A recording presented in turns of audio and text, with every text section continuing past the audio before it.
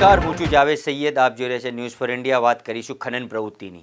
કાંકરેજ તાલુકાની બનાસ નદીમાંથી બિન અધિકૃત ખનન પ્રવૃત્તિ કેટલાક સમયથી ચાલી રહી છે. અનેકવાર મીડિયામાં સમાચાર પ્રસિદ્ધ થયા હોવા છતાં અધિકારી મગનું નામ મરી નથી પાડતા.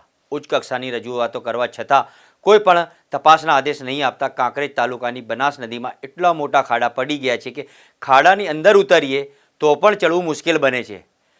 ફાઇલ વિડીયોમાં દેખાઈ રહ્યા છે ત્યારે કોણ છે આ ખનીજ ચોરોનો બાપ, તેવા સ્થાનિક પ્રજામાં પ્રશ્ન થઈ રહ્યો છે.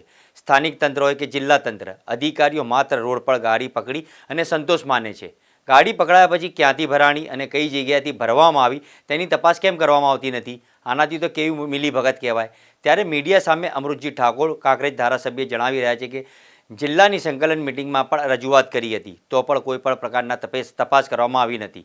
ધારાસભ્ય આટલી રજૂઆત કરવા છતાં કોઈ અધિકારીના પેટનું પાણી હાલ્યું નથી તો પછી આમ પ્રજાનું શું આવી શકે છે? લોકમોક ચર્ચાએ આ પણ ચાલી રહ્યું છે.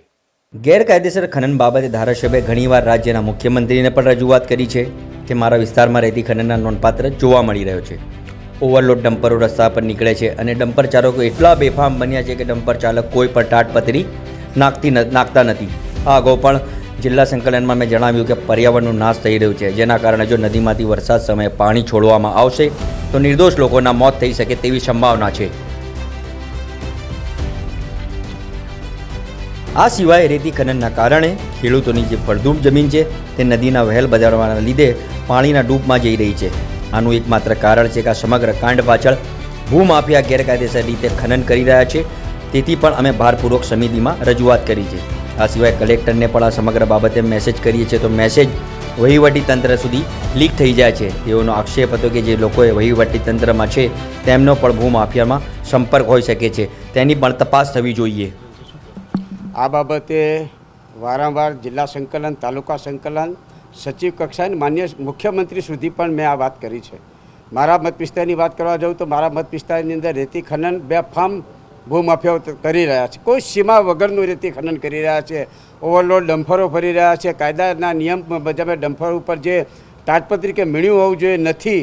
અહીંયા પણ આજે મેં જિલ્લા સંકલનમાં કહ્યું છે અને મેં વાત કરી એ પ્રમાણે પર્યાવરણનો નાશ થઈ રહ્યો છે. પર્યાવરણના સાથે સાથે બિન અધિકૃત જે ખનનો થઈ રહ્યા છે એ ખનનની અંદર ક્યારેક દાંતીવાડા ડેમમાંથી બનાસ નદીમાં પાણી છોડવામાં આવે ત્યારે સમગ્ર બનાસકાંઠા જિલ્લાની અંદર નિર્દોષ માણસોના મૃત્યુ પણ થઈ રહ્યા છે.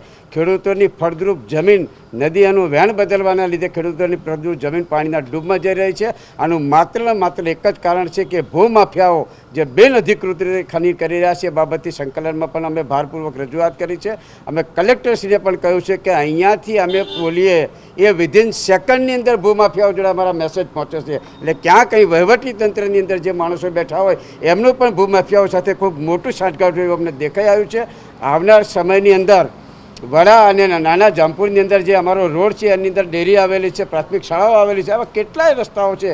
અમે એમને માગણી કરી છે કે આ ડમ્ફરો જે રાત દિવસ નીકળે છે એને ડાયવર્ટ કરવામાં આવે. ખેડૂતોના ફળદ્રુપ મોલ ઉગે છે અને એના જે ડમ્ફરો નીકળવાથી અને ડસ્ટ ઉડે છે, ડસ્ટ એના ફૂલોમાં પેસી જાય છે. ખેડૂતોને પણ એ બાબતનું માત્ર નુકસાન થઈ રહ્યું છે. વહીવટી તંત્ર આ બાબતથી મિલીજુલી હોય એવું મને સ્પષ્ટપણે લાગી રહ્યું છે. નહીંતર આ ભૂમાફિયાઓ આટલા બેફામ બને નહીં. મેં કહ્યું સાહેબ, તમારા વહીવટી તંત્રની ગાડી ઉપર જો ભૂમાફિયાઓ જીપીઆર સિસ્ટમ લગાવી શકતા હોય તો બીજું તો શું ન કરી શકે? ક્યાંક ને ક્યાંક ભૂમાફિયાઓને વહીવટી તંત્રનો કોઈ પણ પ્રકારનો ડર રહ્યો નથી. આ બાબતથી લેખિત રજૂઆત મેં માન્ય મુખ્યમંત્રીશ્રી આગળ કરી છે.